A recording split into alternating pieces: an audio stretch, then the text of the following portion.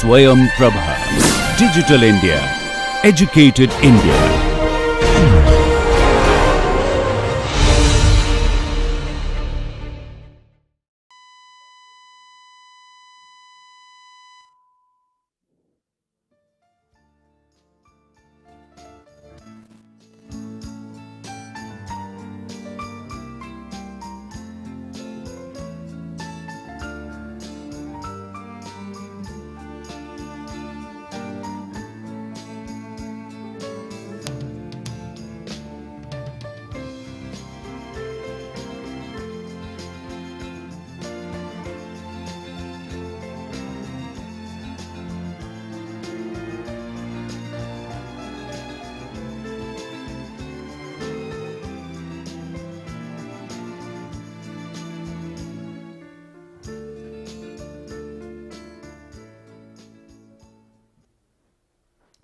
In the last class, we just started to discuss the time domain output.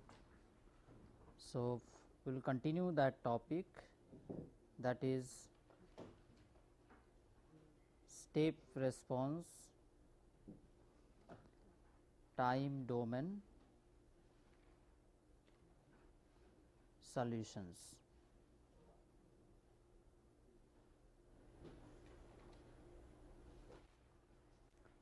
Fine. Previously, we derived the transfer function for the second order system, that is represented by Gs equals y bar s divided by f bar s equals Kp divided by tau square s square plus 2 zeta tau s plus 1. Now, we will consider a step change in input variable. Input variable is f t. If we consider step change with a magnitude of a, that means f t equals a, and in Laplace domain we can write this as a divided by s. Fine. Now, introducing this f bar s expression in this general form of transfer function, we obtain y bar s equals K P A divided by s tau square s square plus 2 zeta tau s plus 1. Fine. Now, we will take the inverse of Laplace transform of this expression to obtain output in time domain, I mean y t. Now, we already considered 3 different cases depending on the value of zeta. One is overdamped, second one is critically damped, and third one is underdamped.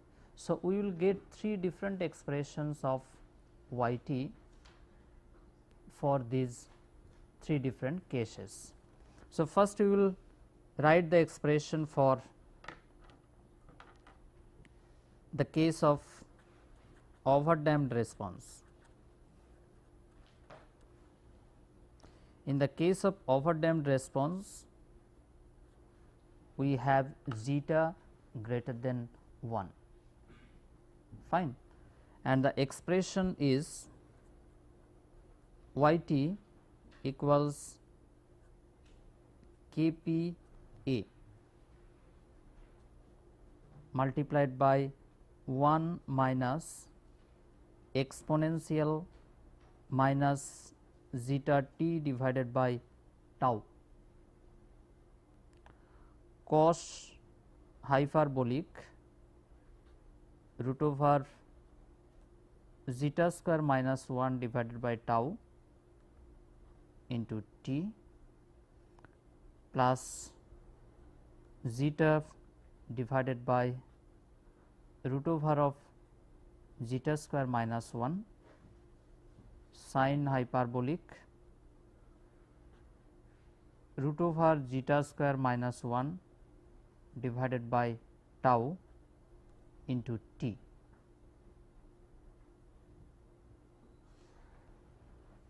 Fine.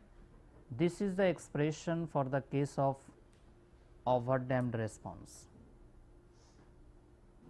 The derivation is not shown here, but if we take the inverse of Laplace transform of this equation, we get this expression for the case of overdamped system. Fine.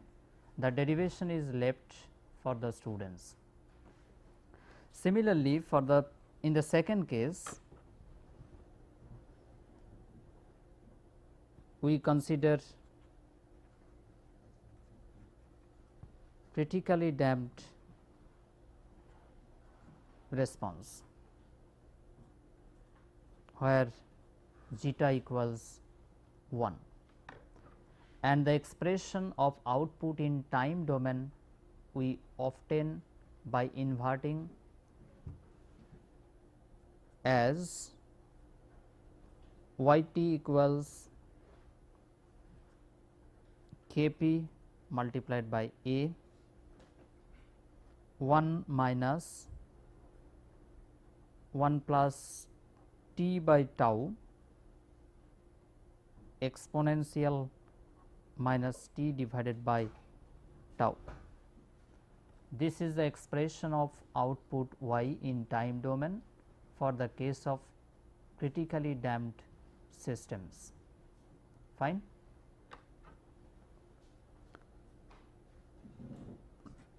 For the case of underdamped response, where 0 less than zeta less than 1, we obtain the expression for output y in time domain as y t equals k p multiplied by a 1 minus exponential minus zeta t divided by tau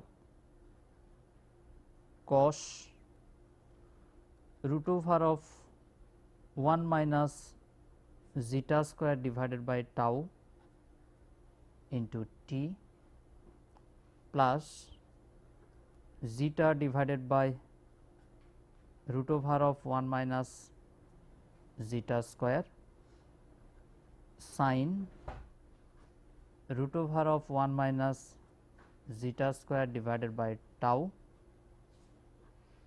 into t. This is the expression of output y for the case of underdamped response. We can write this equation in this form, where y t equals k p a 1 minus 1 divided by root over of 1 minus zeta square exponential minus zeta t divided by tau sin omega t plus phi.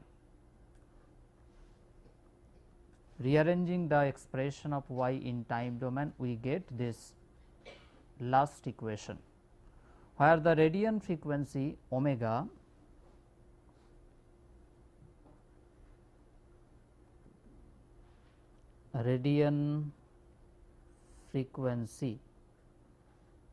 omega equals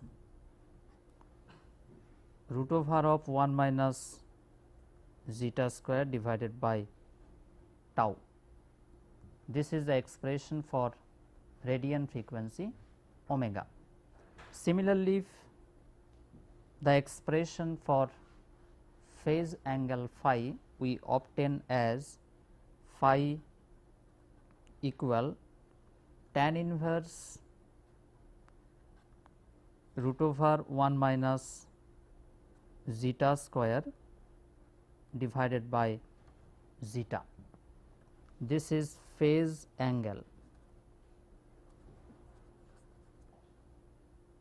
this is phase angle,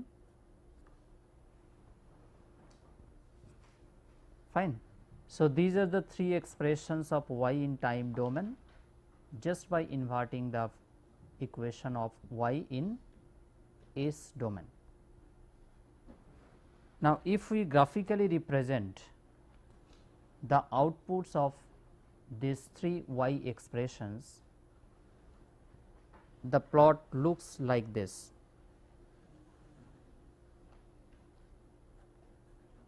T by tau, and in this direction we are considering y t divided by a k p. Suppose the final steady state value is 1. So, the output is like this. This type of response we obtain for the value of zeta 1, that is suppose 0.5, fine. This type of dynamic response we obtain for the value of zeta say 0.5. In another case we get the response like this. This type of response we get, suppose for the value of zeta equals 1, and another type of response we get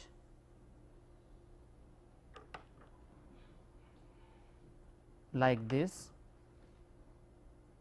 for the value of zeta, suppose 2.0. This is a zeta 3 and this is zeta 2. So, obviously, here zeta 3 greater than zeta 2 greater than zeta 1, fine. So, this is the case of underdamped where oscillations are there. When zeta 1 equals 0.5, that is the case of underdamped response and oscillations are there. In the second case, we have considered zeta 2 equals 1, there is no oscillation, and that is the case of critically damped response. And in the third case, we have considered zeta 3 equals 2, that is overdamped response, and there is no oscillation. Usually these two cases, zeta 2 and zeta 3, are characterized as sluggish.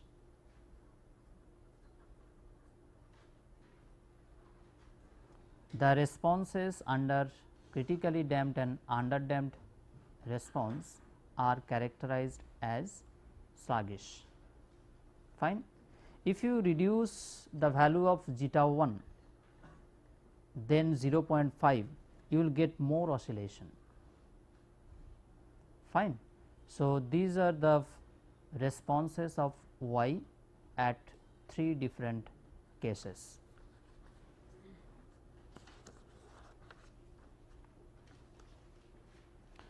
Next, we will discuss the underdamped response in details.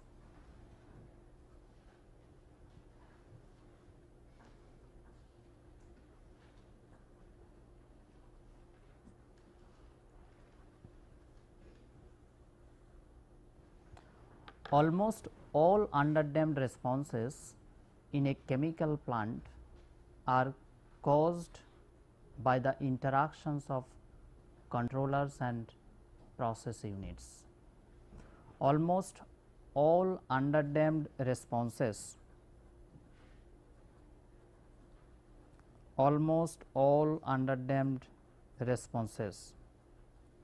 are caused in a chemical plant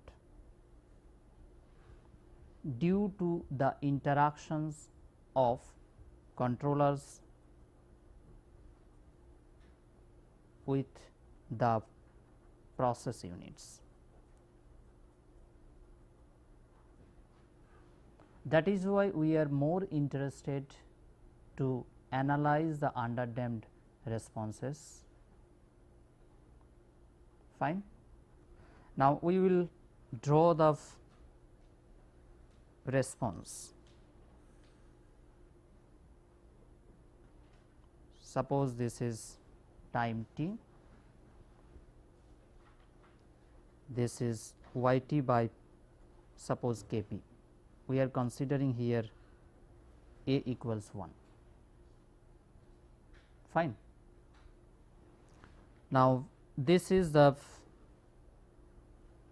new steady state value. Response is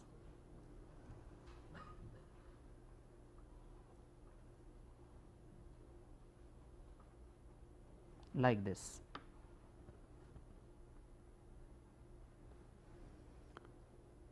The time corresponding to this is, say, represented by T p. Sorry, we will use another suffix, that is T r. Fine. T r is rise time.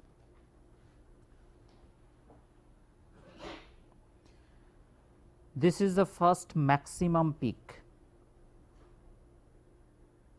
The corresponding t is, or corresponding time is T p, that is peak time or time to first peak. T p is peak time or time to first peak.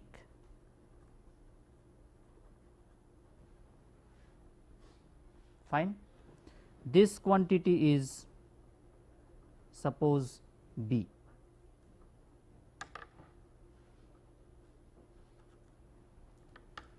And this quantity is suppose A,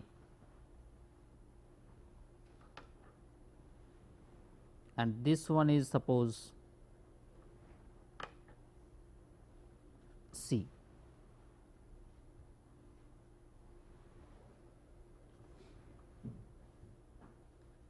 This is the period represented by T.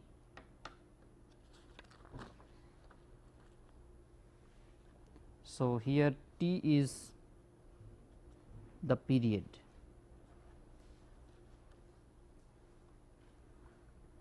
Fine. And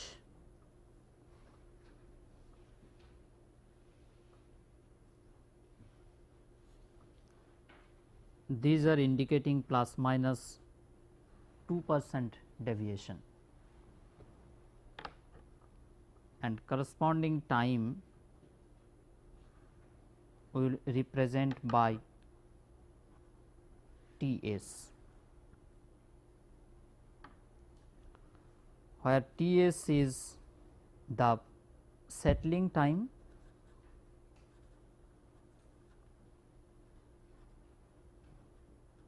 or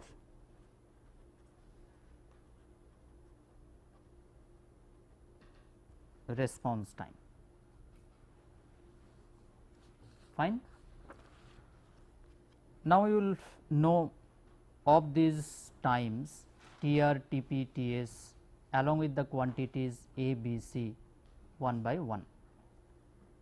So, first we will know about the rise time. It is very obvious from the figure that it is the time required for the output y to first reach its steady state value. So, the definition of rise time is, it is the time required for the output y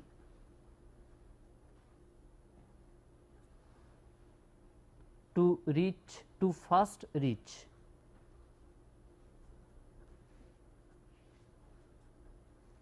its final steady state value. Rise time is the time required for the output to first reach its final steady state value, and it is very obvious from the figure. Fine. So, what about the peak time? It is the time required for the output to reach its first maximum value. It is the time required for the output to reach its first maximum value. What is the response or settling time? Response or settling time, it is the time required for the output to come within some prescribed band of the final steady state value. It is the time required for the output to come within some prescribed band of the final steady state value. Fine. Next term is the decay ratio.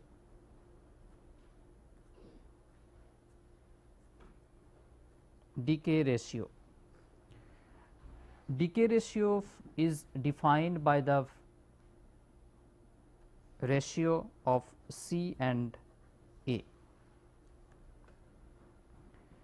Decay ratio is defined by the ratio of C and A. We have the expression of y in time domain for the output y. Fine. Now, from that equation we can easily find the expression for this decay ratio, that is, so the expression of decay ratio is equal to exponential of minus 2 pi zeta divided by root over of 1 minus zeta square. We have the expression of y in time domain for the underdamped response. From that expression we can easily derive the expression for decay ratio, and that is this one. Decay ratio equals exponential of minus 2 pi zeta divided by root over of 1 minus zeta square. Another term is there, that is overshoot.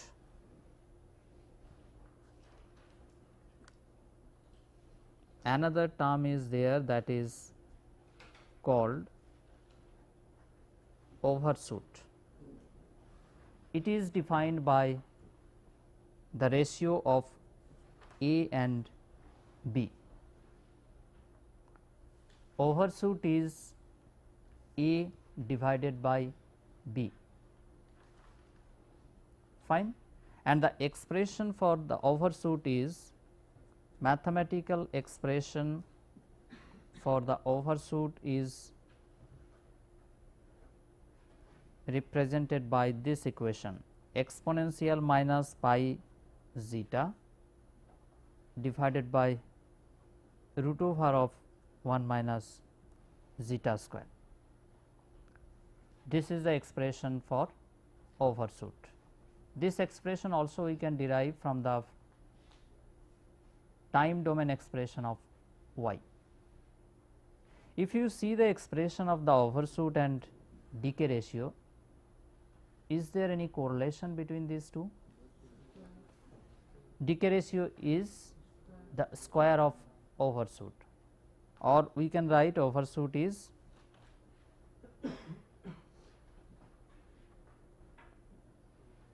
root over of decay ratio, square root of decay ratio. Fine.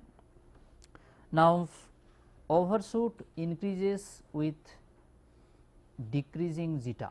If you see this expression,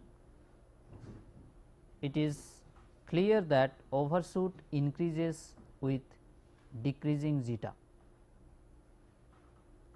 So, first remark we can make, that is overshoot increases with decreasing zeta. Fine. What happens when zeta becomes 1? There is no overshoot. Fine. So, overshoot approaches 0. Overshoot approaches 0 when zeta approaches 1.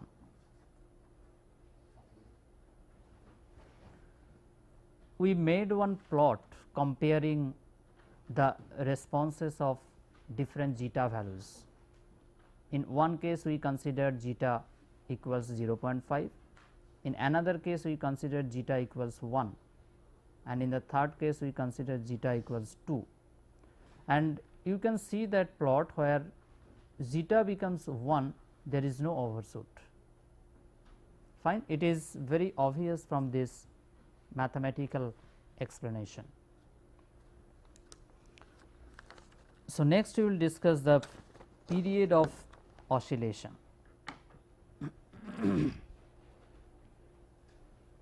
Period of oscillation. For an underdamped response, we got previously the expression of radian frequency. For the underdamped response, we got the expression for radian frequency previously, where omega equals root over of 1 minus zeta square divided by tau. Fine. This equation we have used in the expression of y in time domain for underdamped case. Now, we will consider f cyclical frequency. Unit is cycles per unit time. So, if the cyclical frequency is f, then the period is 1 by f. If f is the cyclical frequency, then obviously the period becomes 1 by f. Fine. So, what is the radian frequency omega? Omega equals 2 pi f. Again this equals 2 pi divided by t. So, we can write t equals 2 pi divided by omega. Substituting the expression of omega, we finally obtain 2 pi tau divided by root over of 1 minus zeta square. F is the cyclical frequency, then we know the period equals 1 by f. Now, this is the expression for radian frequency omega equals 2 pi f, means 2 pi divided by t. Finally, we can write the period equals 2 pi by omega, and here we substituted the expression of omega, and we finally get the expression for the period. Fine. Next, we will cover the natural period of oscillation.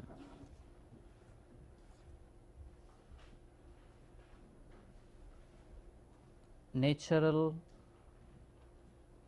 period of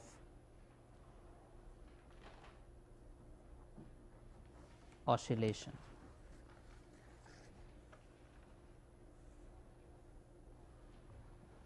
Fine.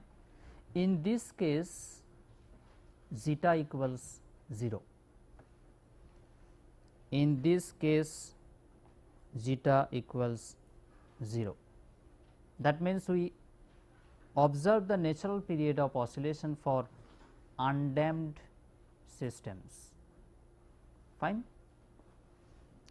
Now, we know the transfer function of a second order system, that is K p divided by tau square A square plus 2 zeta tau s plus 1. This is the transfer function of second order systems.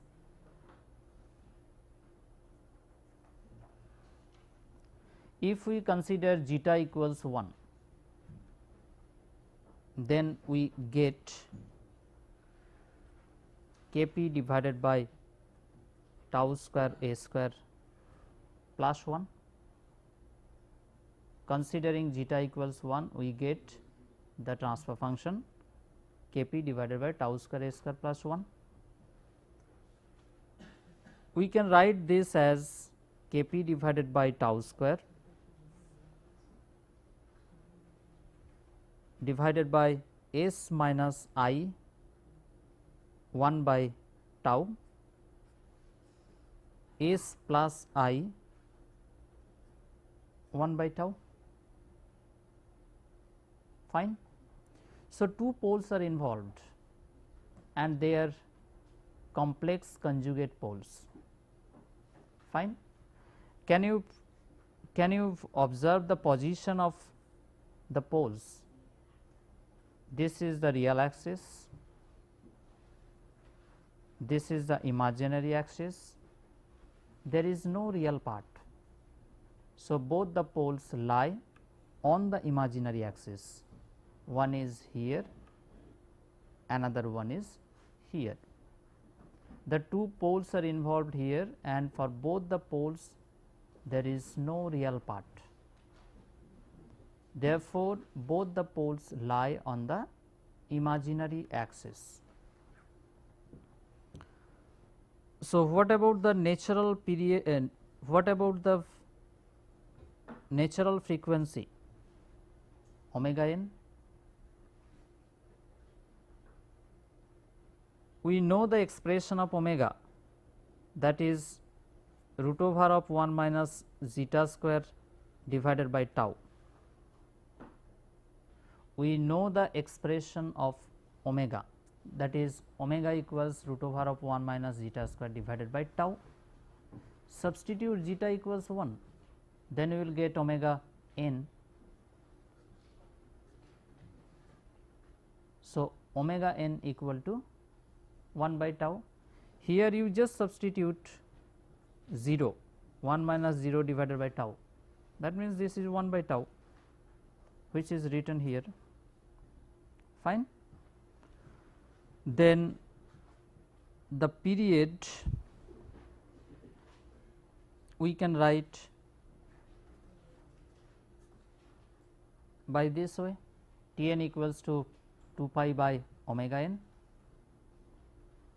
that means 2 pi tau. Agree? So, this is a expression for natural period of oscillation, T n equals 2 pi tau. Fine. Fine. Next we will discuss the multi capacity processes as second order systems. Next we will discuss the multi capacity processes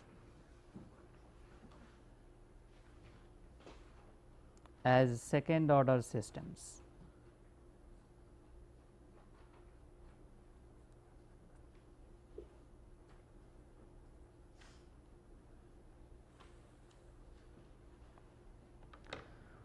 We can obtain overall the second order dynamics if we connect two first order systems in series. fine. So, we can obtain a second order system by connecting two first order systems in series. In another way, if we include a controller with a first order process, then we obtain the second order dynamics. So, in the first option, if we connect to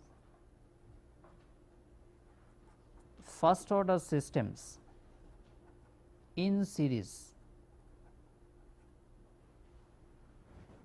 we obtain second order dynamics. In another case, if we include a controller with a first order system, we obtain second order dynamics. Fine. So, these two options we will discuss in details. So, first we will consider the connection of two first order systems in series. We will consider two simple liquid tank systems. So, how we can connect the two liquid tank systems in series?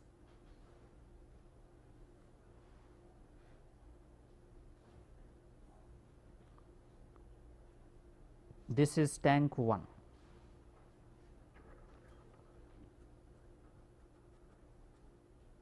Tank 1. Input to this tank is Fi. Cross sectional area is suppose A1. Height of liquid in the tank is suppose H1.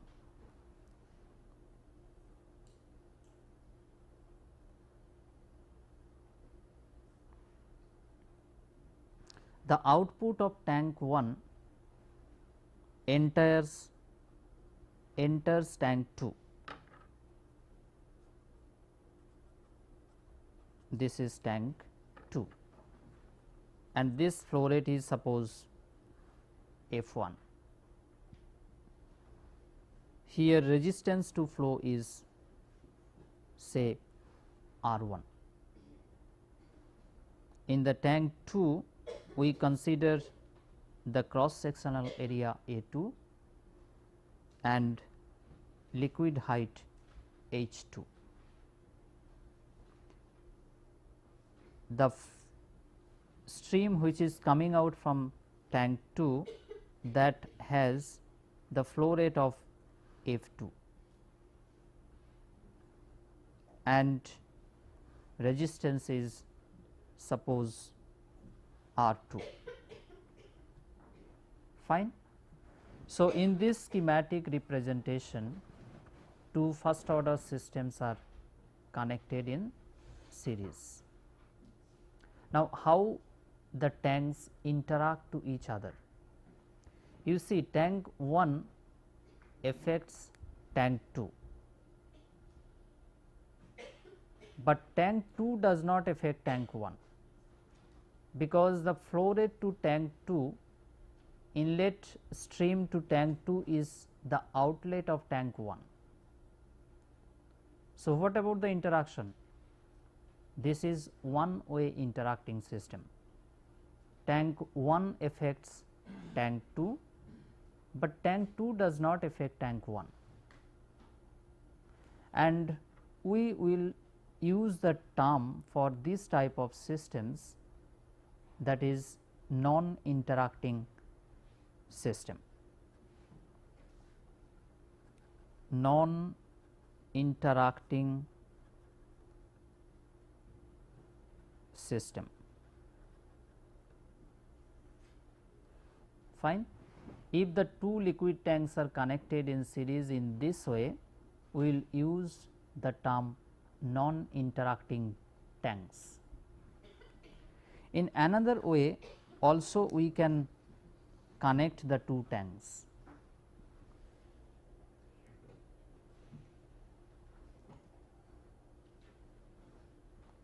This is tank 1,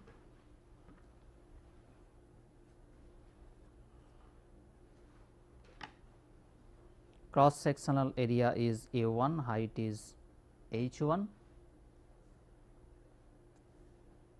inlet flow rate is Fi, outlet is F1 and resistance is R1. Second tank is placed here, cross sectional area A2, height H2, output is F2, fine, and resistance is here R2.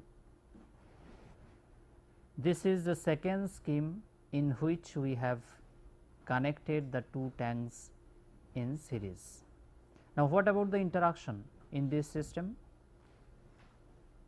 This is the case of both way interaction. I mean, tank 1 interacts tank 2 and tank 2 also interacts tank 1.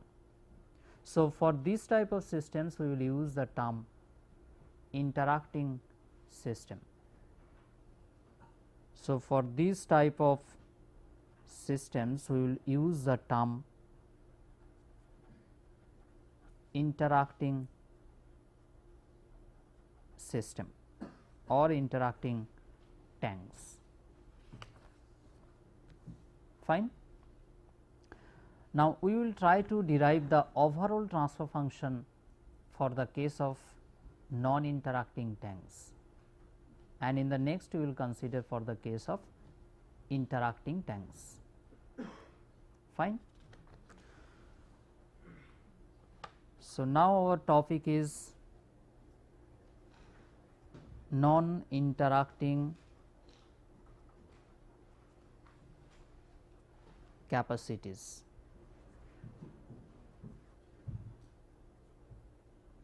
And we will discuss the general case.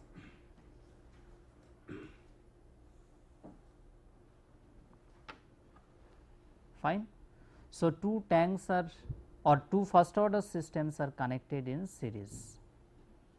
Those two first order systems have the transfer functions of suppose Z1 and Z2.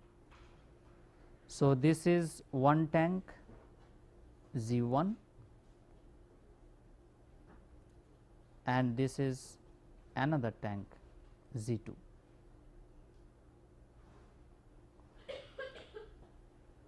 Input is suppose F1 bar S, output of the first order system is Y1 bar S and output of the second first order system is Y2 bar S, fine.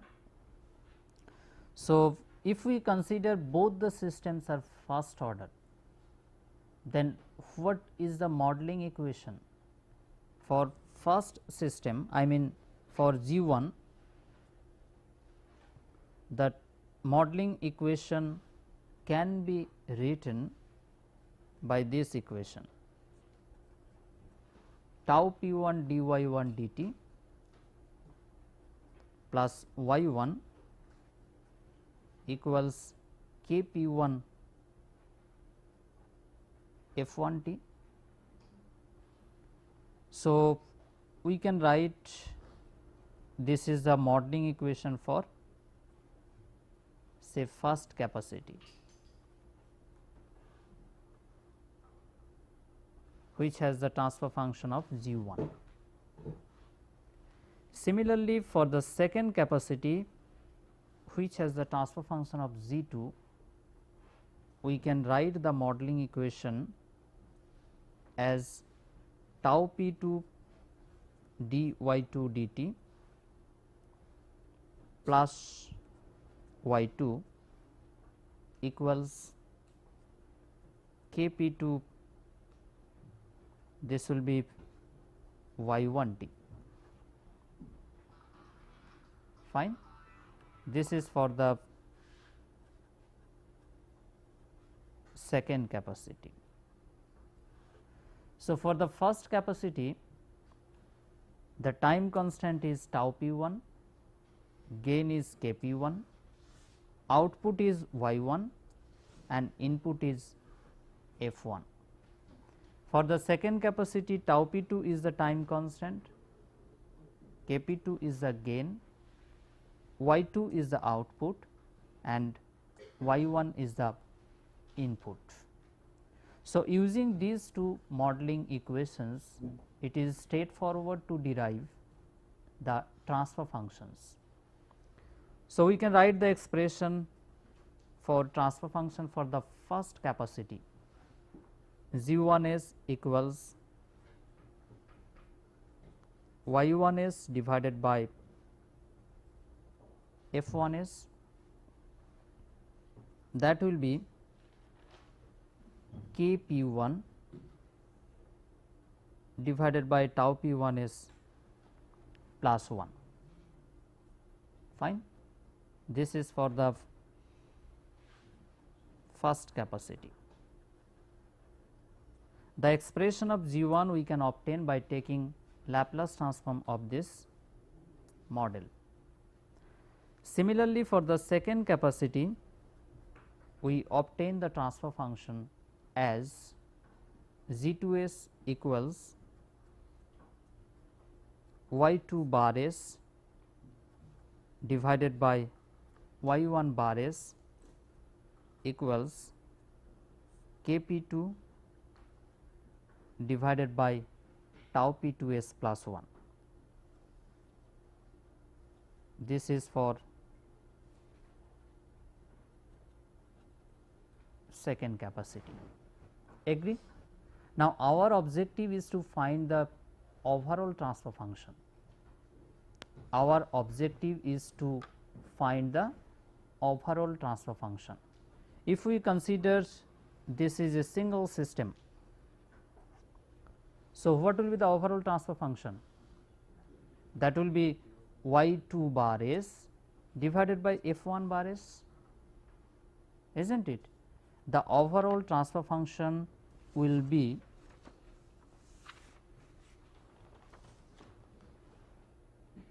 if we represent by z naught s as z naught s equals y2 bar s divided by f1 bar s. For the overall system, y2 is the output and f1 is the input. So, we can write this as y2 bar s divided by y1 bar s multiplied by y1 bar s divided by f1 bar s. Agree? So, this is the expression for overall transfer function. This means Z naught s equals Z1 s multiplied by Z2 s. This is the transfer function Z1 and this is the transfer function Z2. So, if we substitute the expression for Z1s and GPs, Z2s, we obtain G naught s as Kp1 divided by tau p1s plus 1 multiplied by Kp2 divided by tau p2s plus 1. Fine. So, we can write this expression as Kp prime divided by tau prime whole square a square plus 2 zeta prime tau prime s plus 1. We can write this equation in this form. G naught s equals K p prime divided by tau prime whole square a square plus 2 zeta prime tau prime s plus 1, where tau prime whole square equals tau p 1 tau p 2, fine, and 2 zeta prime tau prime equals tau p 1 plus tau p 2, and third term, that is K p prime, equals K p 1 K p 2, fine. So, this is the tau prime expression, this is the expression for 2 zeta prime tau prime, and this is the expression for K p prime. Now, we will make some conclusions.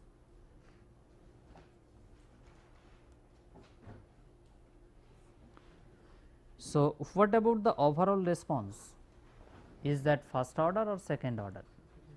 The overall response is second order. So, it is proved that if two first order systems are connected in series, the overall response becomes second order response, fine.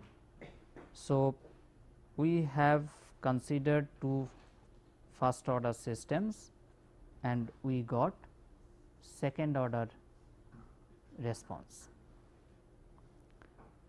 Secondly, what are the poles in the overall transfer functions?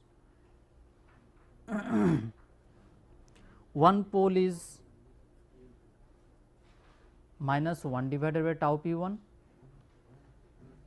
another pole is minus 1 divided by tau p 2. If we see the overall transfer function G naught s, we have two poles, one is minus 1 divided by tau p 1, another one is minus 1 divided by tau p 2. So, what about the overall response? Overdamped or critically damped or underdamped? We have two distinct real poles. So, the response is overdamped response, but in some cases tau p 1 may be equal to tau p 2. In that situation, the response is critically damped, fine. So, if two first order systems are connected in series, we obtain overdamped or critically damped response, but never underdamped, fine. This is the second note. Third one is, we have connected two first order systems in series. If we connect n number of first order systems, what will be the overall transfer function? Suppose this is Z1, this is Z2, like this way we are connecting n number of systems. This is F1 and finally, we are getting YNS, fine. So, overall we can write Z naught S equals Z1 S, Z2 S, Z small n S equals Kp1, Kp2, Kpn divided by tau p1 s plus 1